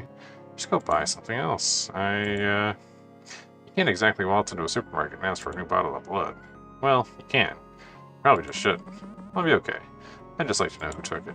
It's a matter of the principle. Lying through your teeth, but you can't exactly be honest about it, can you? Weird time to decide to stick to your guns. I don't place it. Still be open. My treat. Oh no. Of course Miguel would decide to be friendly today. Of course. It's very kind of you. But it's written all over your face, so out with it. What excuse do you have this time to not behave like a damn human being? You think you're good to spend your time with your coworkers, huh? Is that it? His wild mood swings leave you once again reeling. Either way, he's not going to let it go unless you have an explanation. Holy shit, there's a whole other fucking path of shit to do here. What the hell?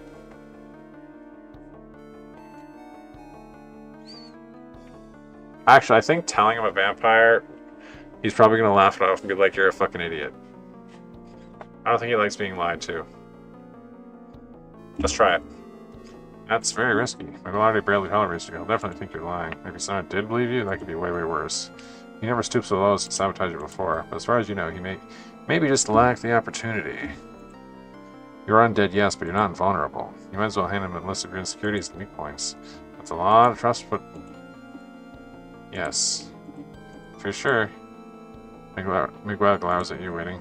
I'd have loved to accept your invitation, but I can't. His shoulders slump a bit. He looks tired. The bags under his eyes always this dark? Yeah, I gathered that. Why? I know you're probably not going to believe me, but I promise it's the truth. Out with it already. He seems to catch himself running his voice again and takes a deep breath. Never mind. I'll let you speak your piece. Go ahead. Thank you. I can't eat outside. I have a very specific diet. Oh, man, I really am an asshole, aren't I? Yes. Wait, what? I should have thought of that. Of course, you have allergies. Look at you. You always look like you're on the brink of keeling over and dying. Task failed successfully? What? I guess I'm the one who should say sorry. But you never ask for help with anything. You never come to the after-work parties. You brush me off whenever I try to chat. I kind of assumed you hated my guts, that you looked down on me because I couldn't match your productivity. But I guess I misread the situation entirely. No wonder you didn't want to grab a drink. You didn't want to bother us with your health issues, so you tried to pretend everything was okay. You never do ask for help, I know that. I'm an idiot. James, I'm sorry. I know I'm not the nicest guy to hang out with. I mean, I could be kind of a dick. I'm sorry I screamed. That'll probably happen again. But, ugh. He rubs his eyes like he's trying to escape the frustration off his face. Make me a list of your allergies or something. I'll do my best to accommodate. Or you can pick the place. I don't care. Just say something. You're a grown adult. Use your words if you have a problem. Don't be a coward. Like, well, I don't have food allergies. Ooh. It would be convenient to just go along with the flow. He gave you the perfect excuse on a silver platter. But he's right. You're an adult. Being quiet would only make it worse in the long run. There's no allergy list you could make that'd be long enough to hide your vampirism forever. You'd have to keep on lying again and again. That's not sustainable. And well, considering you apparently made Miguel feel like you hated him, you might not believe me, but I owe the truth. I'm a vampire. No. No? No. We're not doing this bullshit after I apologize. Miguel, I swear I am telling the... We are not doing this. I'm going home. We can talk once you're done trying to be funny. Until then, I'm done being the butt of your joke. I can't believe I thought... Good night. He stomps away without letting you say anything more. You can only stand in front of Vladimir's aquarium, nails digging into the palm of your hands. Stunned. Well, what did you expect? Miguel would have to be crazy to believe you. You can only count on yourself. Fish. Who knows what he's thinking about? Goldfishes are fragile, delicate. A single one needs at least over 100 liters of water to swim in. They need filters, air pumps, hiding places, substrate, specific water perimeters. They're social animals, living naturally in large pools. Oops. But people barely see them as living creatures. Goldfishes are said to be easy pets, great for kids and beginners. Stick them in a bowl, feed them from time to time. If they die, who cares? Who cares if they're left to slowly suffocate, alone in the toxic mess of their own waste? A fish cannot ask for help. A fish cannot communicate its needs. Or at least not in a way a human would understand. Its pain is silent. Because it's silent, it's easy to ignore. You aren't a fish, but you aren't exactly a living creature either. You can't count on other people to understand you. Trying it all was a mistake. You take a deep breath, centering yourself. Well, there's not much you can do for Vladimir. Now, back on track. You still need to find out who took your lunch. God damn. Miguel gone. The cubicles are just silent when you passed them by earlier, but you can still smell the scent of coffee wafting from a bit further away. Huh. Maybe it's your boss? Why would he be on this floor at this time of the night? She seems to be working on something. Miguel, they say everyone else was gone. Maybe she's doing overtime? Her pulse is slow and steady. Her bright smile makes you feel better. You may have fumbled through your conversation with Miguel, but you're doing just fine now. Look at you go, interacting with your coworkers in a pleasant, socially acceptable way. Actually, it's a relief to get friendly ribbing after your talk with Miguel went so badly. Before you get to reassure her, she coughs and screws her face to a more neutral expression. It's nice to know that neither Miguel and Karen suspect Mr. Cooper. You're not exactly a social butterfly yourself, so seeing her work ethics recognized and appreciated makes you hope that you might be able to be seen in a positive light despite your flaws. Back to more pressing matters. I'll leave. Well, thank you for your time. I'll get back to work. Considering how late it is, you thought you'd be in a rush to finish work and go home. It's only rational. Two people would have needed time coming to the building. You're not at a point where you might lose control, but you've never been in this situation before. And if you did lose control, you don't want to hurt anyone, but you are dangerous. Karen can't be older than 25. Okay. Tell the truth. After how it went with Miguel, that certainly is a choice. You do know that insanity is repeating the same mistakes and expecting different results, right? Are you sure? Yes.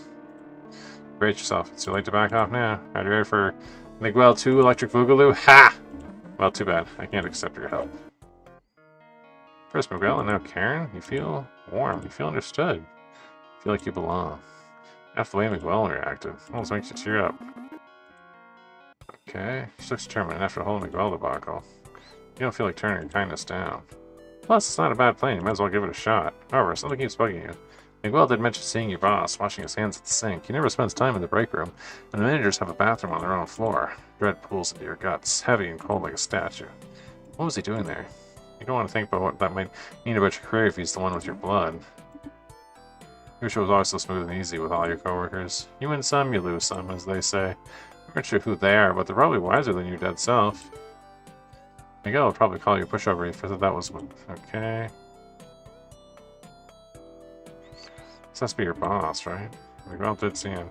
It's weird for him to be here this late at night alone. Okay. A coworker told me he had seen you in the break room.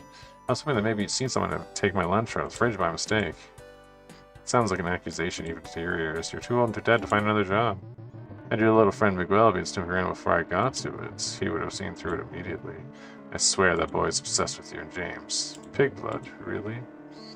Your coworkers just more than praises you. They're energetic, driven, despite the awful working conditions. As for you, well, it's easy to please a hierarchy if you don't have any pride left. Now. Miguel would have an aneurysm if you heard that one. I don't understand? It's maybe difficult at times. You've been tempted to hurt others, to use your strength and take what you wanted. But you can be better than that. Again and again, you try to do the right thing. Even if it's inconvenient. Even if it's hard. I'm not like you. As unpleasant as this Miguel fellow might be, I'm sure you could be broken into being more agreeable. Pretend you're giving in. Oh, shit. You already made your choice with the instant you discovered you were a vampire. This man, he's stronger than you. You should be clever, he'll rip you apart. You may speak. Instantly, pressure keeping your jaw shut releases, like it was never there in the first place. Your feet refused to move. So I did everything right this time. Your feet refused to move. He was still pinning you in place. Pain blinding you. He could stop at this point, but he wants you broken and docile. You don't mind groveling. Whatever pride you had is long gone after working here for so long. You bow your knee to him. Thank you, sir. I'll do as you say. You look down, holding your breath. Will you believe you just gave in? You aren't a good liar by any means, but... Atta boy! He's looking so pleased it makes you feel sick. A man who's never heard a no in his life, he couldn't stop out. Just like that. The mood shifts and the pain fades like it was never there in the first place. He claps his hands together. The sharp sound makes you wince. Doesn't look like you noticed, or care. Well, I won't keep you any longer. I'll wait for your report when you're done. Just like being sent back to your cubicle after a normal meeting. Normal. Yes, sir. You bow again and leave the room. Now what? You let out a breath, and the second you close the door behind you. With your boss control of you gone, you feel like an unsteady baby deer. You bought it. You can't believe it. You make your way to the elevator once your legs have stopped shaking. The machine purrs as it brings you back down to your floor. You lean against the cool metal wall, head still swimming with disgust and fear. He wanted you to hurt Karen, and a part of you was tempted to obey. A shudder crawls down your spine as you think about it. You try to calm yourself. You can't panic now. You need to think. You need to figure out a plan. You need help. God damn, is this like the true story, the true ending? Rows and rows of silent empty cubicles welcome you back. You need to find Karen. She already knows vampires are real. You barely understand what being undead means. You just make guesses and hope for the best. She's the closest thing to an expert you have. You hope she'll know what to do. She said she'd go through everyone's cubicles while you searched upstairs. She can't be too far. This is pointless. Karen. Oh, that's good to know. Karen's voice. Frustrated, tense, but definitely hers. You're not listening to what I'm saying. You find her by Vladimir's tank with Miguel? I'm telling you, that's bullshit. Yes, I heard you the first time. Hello? You're not even going to argue your point? If you're dead set on your opinion, I can't convince you. But I'm starting to think you want to believe. You just need me to give you permission. Karen? Is that it? Do you need me to tell you it's okay? You. Maybe a little... You're refreshingly honest sometimes. What is that supposed to mean? It's a compliment, you big lug. She laughs at him, unbothered by his scowling. Well? They're too wrapped into their arguments to notice you. I understand it's a tough pill to swallow, but what does your gut tell you? Against my better judgment, my gut says you're right. I must be off my rockers. Hello? Ah! The hell? I really am going to put a bell on you. Oh, it's James. She seems relieved to see you. It's not a feeling you're used to. Sorry for scaring you. I tried to warn you I was there, but stop apologizing, it's fine. Not like you're doing it on purpose. Earlier, Miguel thought you were lying to him about your vampirism. He was furious. I was being nice? You're so confused. Did you find your lunch? No, you don't feel super comfortable bringing up your diet in front of Miguel again. You can't imagine how he'd react if you told him your boss is also a vampire. Besides, aren't you going home, Miguel? No, I had things to do. He fidgets with his tie, not looking at you in the eyes. Anyway, this isn't about me. Answer the damn question. You two are terrible at communicating. Miguel saw me going through his cubicle, so I told him about your stolen lunch. He said he was already aware, and they started ranting about ridiculous lies he told about being a vampire. Hey, now. I was surprised you told him about the truth. You're usually so squirrely about it. So I confirmed to him that it was true. Can you stop talking about me like I'm not here? Yes. Anyway, he stuck around because he was worried about you having an episode. I said, ugh, and now you're back. Did he really stick around because of you? Miguel, thank you. I didn't think you'd care. What kind of bastard would care if Corker was going crazy? I was pissed at first, but it's not like you're the type to prank people. So either you were delusional, or he's not delusional. You don't quite know how to express it. I think I'm going to consider this the true ending if it goes like I think it's going to go.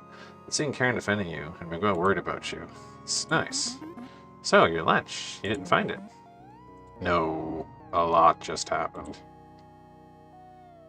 Her eyes wandered to Vladimir, still swimming in circles in its tank. You really need to get more vicious. It's not meant to live alone like this. But this kind of loneliness must be peaceful in a way. Letting other people come close, only for them to reject you. It's painful. Even if Miguel believes you now, you don't know how he'll react to more vampires. He might decide it's too much trouble to bother with. And you can only hope Karen won't hate you when she learns that you were supposed to kill her. That she was nothing but bait for you to sink your teeth into. It would be easier to just run away, disappear into the night. You wouldn't have to uncomfortably explain the loss of control, the hunger, the temptation. You wouldn't have to look as pathetic as you truly are. But if you don't say anything, if you hide from it all, then Karen and Miguel would be the next victims. You don't think you could deal with that kind of guilt, so you explain everything. I don't know what to do. I'm not sure I could fight him the way I am. James, are you okay? What do you mean? Man basically tortured you. Oh. Oh. You hadn't thought about it like that, but that's what he did, didn't he? So, are you okay?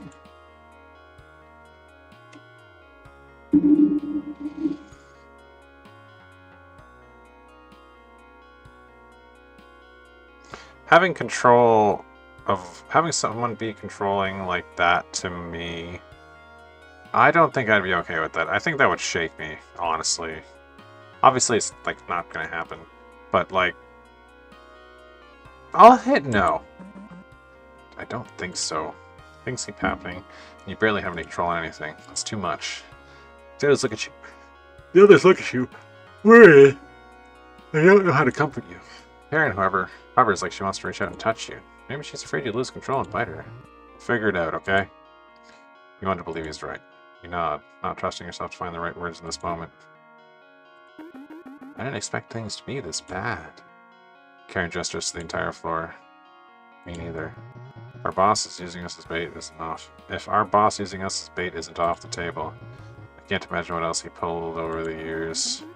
Considering we were just arguing about whether vampires are real or not, you're taking the evil undead boss news surprisingly well. I can tell you the same thing. You were the one who was meant to die. You don't know how they can joke about this, but at least they're not fighting anymore. More seriously, I always knew something was wrong with that man. I just thought it was a rich people thing, but nope. Freaking vampire things instead. Just realized my phone's been downwards the whole time.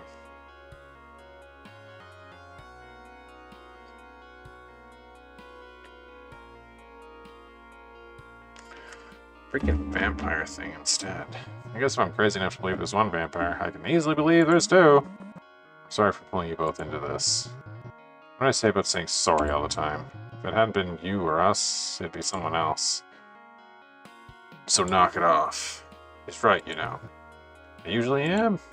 He's not, but you're not going to point that out. So Karen, what's the plan? What? You told me you did research, right? You're the expert here. I mean, I do know some things about vampires, but oi, stop it. You're the best we have right now. I don't know anything about vampires, and I bet good money James doesn't either. I don't. Do you need me to tell you it's okay to have some confidence in your own skill or something? Igor crosses his arms and huffs at her.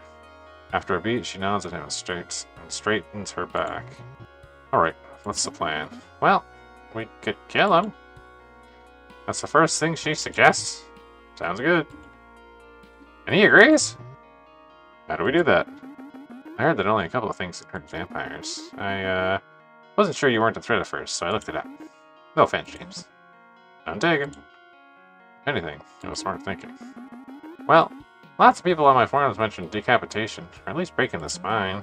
I think that would work. I think that would work on anyone. Karen snickers at that, hiding her smile behind her hand. We don't have a guillotine in supply closet, do we? I don't think it's standard equipment. No. I think I'm gonna have to go to bed after this ending. You can also kill vampires by bleeding them out, or staking through the heart. Again, I think that'd work on anyone. Plus, splitting him out might take a while. I think you only needed to plant a murder to finally bond with your coworkers. I don't think an HP pencil counts as a stake either. It is wooden, but it might be a bit small. Maybe a chair leg? I don't think we have wooden chairs around. Oh, don't worry about that. I already have a stake. You do? You do? Yes, in my handbag. I found a good stick in the park and realized it was the perfect size. I just had to sharpen it a bit. She goes through her things, pulls out a stake with a link for a forearm. I don't know if I should be scared or impressed. I vote both. Yeah. She yells at the two of you like you're just being silly. It dawns on you once again that your coworkers are insane. We don't have anything else, so that'll have to do. Immediately the mood changes. You take a shuddering breath. Your hands are cold and sweaty. Actually, there's another way. You could do it. Me? Him? How? A full-fledged vampire can snap a spine easily enough, or bleed someone dry. I don't think I can do that. I told you, he has some kind of mind control over me. You also haven't fed in a long time. You feel like you might pass out if you try climbing a chair, let alone fighting another vampire. My point is, I don't think I could do that. Oh, that's because you're not a full vampire yet. Huh? Well, I can't be sure since I know very little, but she pulls a small notebook out of her jacket pocket. It's full of writing and doodles. She's been very thorough with her research. From what I've read online, you need to consume human blood to become a full-fledged vampire. I think it's probably true, since our boss was very pushy about you feeding it from me. So he's not a vampire? Can he be cured? It's a nice thought. You'd love to see the sun again, or just have some Chinese takeaway from time to time. No, not that I know of. I'm sorry. Damn it. You expected as much, but it's still a little sad. Sorry for interrupting. Carry on? Right now, James is more of a ghoul than anything, which means he's very influenceable and weak. Wow, rude. Not wrong, but rude. But if James became a full vampire, then he'd be a lot stronger and a lot harder to control. So what are you suggesting? Just let him nibble on us and call it a day? Oh, are you flustered? You. Wait, how does that make sense? Why would the boss want James to be harder to control? Karen gestures towards you wildly. Look at him! He'd be broken by guilt if he killed someone. He goes to ghost, glares at you, then huffs. Yeah, I see it. He'd be even more isolated. He could be blackmailed. So more powerful, but also more vulnerable. Hearing them talk about you like you're fragile and need protecting makes you weirdly uncomfortable. You don't hate it, but it makes you squirm a bit. So if you let it bite us, the problem's solved. However, Karen, I don't mean to rain on your parade, but absolutely not. Why not? You are so hungry you could barely stand up. Maybe so, but I refuse to bite you or anything else. Hey, it's not like you're forcing us or anything. That's not the problem! You didn't mean it to raise your voice, but they need to understand you're serious. Nowadays, I buy the pig blood I need from Butcher, but at first, I didn't know where to source it. Humiliation burns for you as you admit how you survived. But you need to, or Karen won't drop the subject. So I had to buy a live rat, and the biting, it's not some kind of romance novel love bite. I tore through skin and flesh. I ripped into it. I didn't know rats could scream like that. I couldn't stop until it was dead. When I came back to my senses, I was covered in rat meat and viscera. So if I were to do it to you, either you would die, or you would become infected. You wish the idea of biting your coworkers wasn't so appealing, but you're not going to give in to your instincts. Silence stretches between the three of you. You can't even bring yourself to look at them in the eye.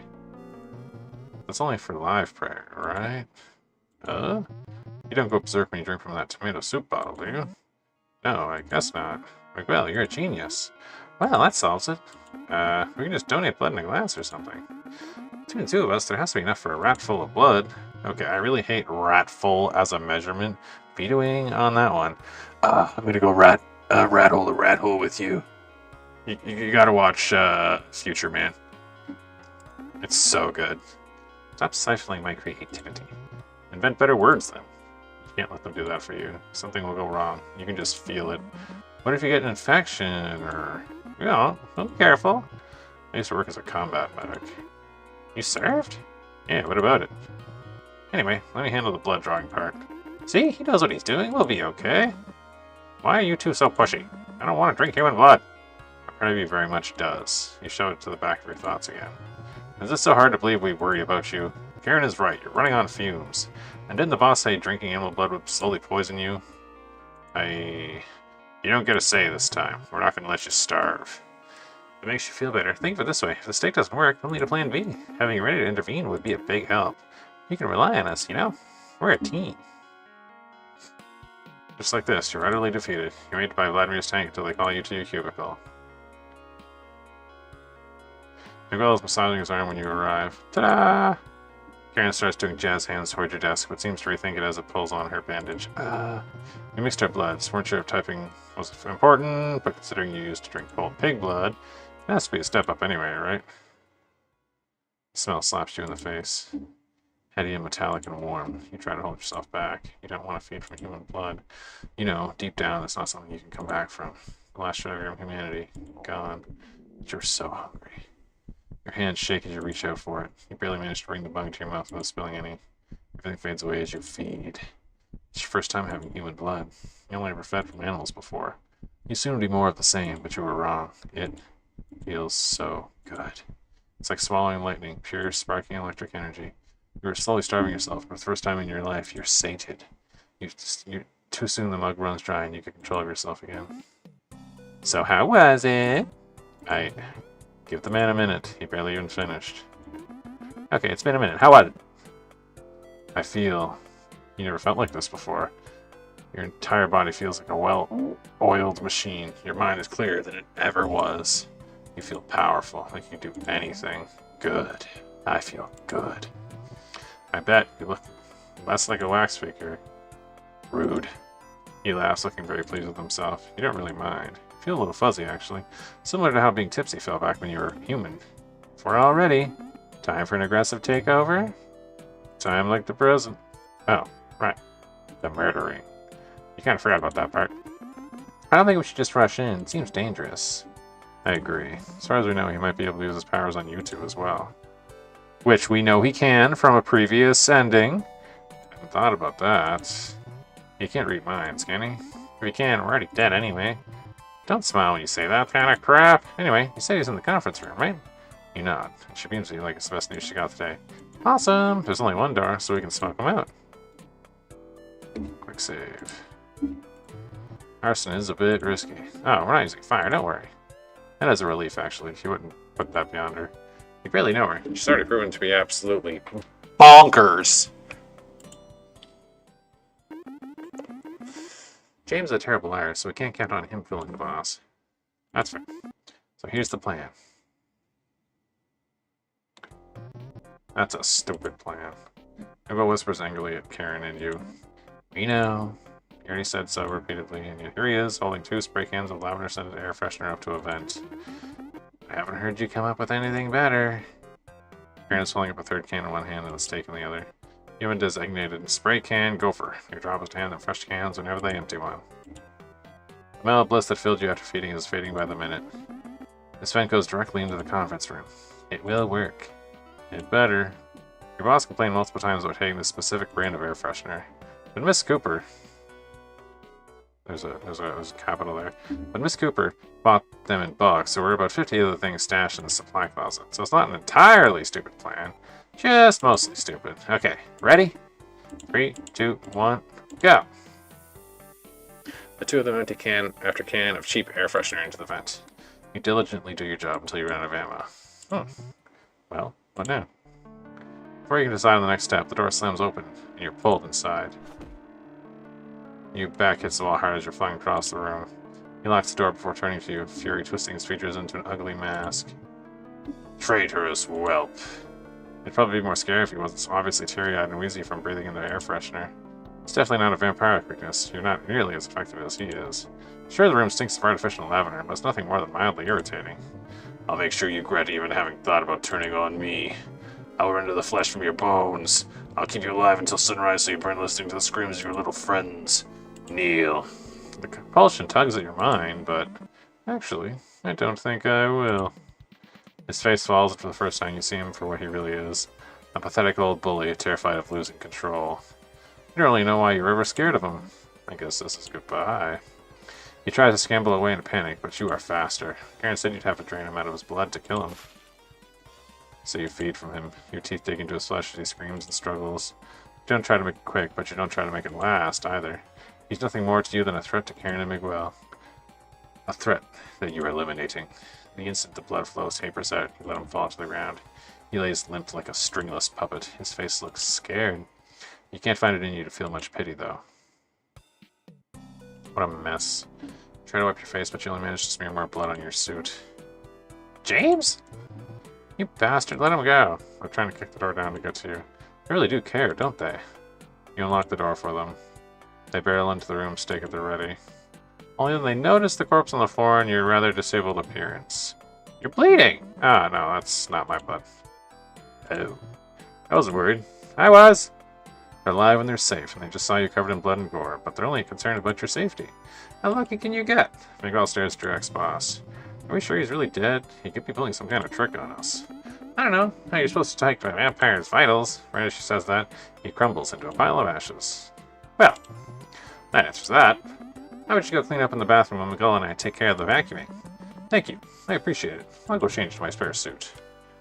Of course you have a spare suit. I don't know why I'm surprised anymore.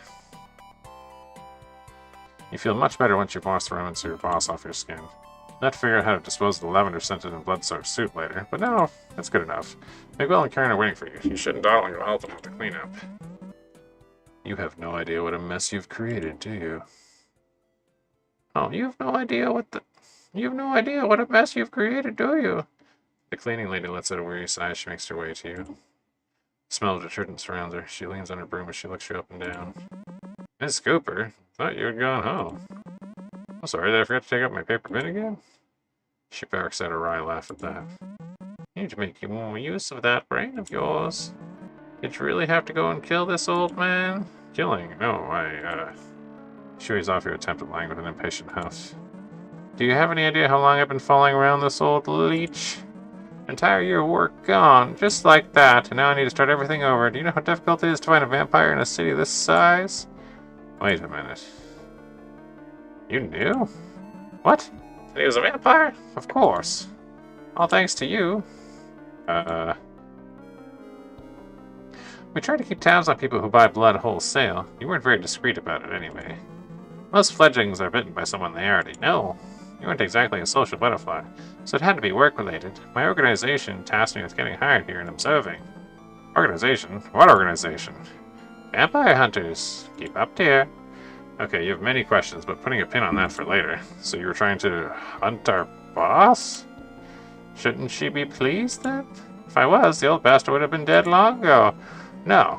My job was to take notes off all the people he met and create a list of vampire elders. Vampire society is famously insular. It is very difficult to find them if you don't have a sponsor. Well, most of them. The old bloodsucker was a bit of an exception. He was almost flaunting his fangs. Maybe he was going to see now with the centuries. So you let him hurt people and you did nothing? James, how many do you think there are of us? The answer is not enough. You guess that makes sense. They can't exactly recruit vampire hunters through classified ads, can they? We do what we can, but we can't protect everyone. If we just kill one elder vampire, the others will go into hiding. It could take years for us to spot another one. If we get them all at once, then humanity stands a chance. That still leaves a bad taste in your mouth. If things had been any different, Karen would have died. You can't accept that it'd be good for the greater good. Now, James, you have a choice to make. I was happy to let you be as long as you didn't feed from living. You didn't actually choose your circumstances after all. But things are different now. You had human blood. You can't come back from that. You have a taste for it now. If you're left unchecked, you'll feed again. She's telling the truth. You don't know much about what being a vampire means, but you know deep down that she is right. You don't think you can go back to drinking pig blood. Not after feeling satiated like this. So I'll ask you. Do you want to join us? Help us hunt down other vampires? Hell fucking yeah, I do.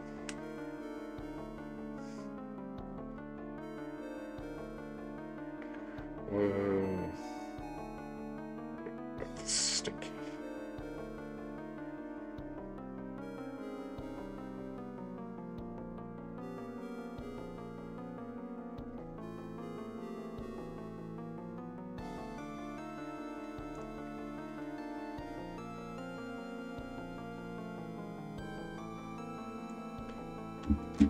Do you want to join us? Help us hunt down other vampires?